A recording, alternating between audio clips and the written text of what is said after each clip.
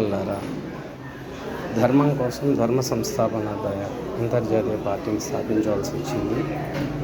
మూగజీవుల్ని చంపడం వీటి మీద ఫైట్ చేస్తున్నాము. ధర్మానికి మీరు విరోధులైతే నాకు అడ్డంకి ఉండండి. ధర్మానికి మీరు ప్రియులై ధర్మాన్ని కోరుకునే వాళ్ళైతే నాకు వచ్చే అడ్డంకులను మీరు తొలగించండి. ఇక నేను మీ వెనకాల తిరగను. ఇదే నేను తిరిగే చివరి తిరిగి. నేను మిమ్మల్ని శాసించట్లేదు, మీకు ధర్మం గురించి వివరిస్తున్నాను.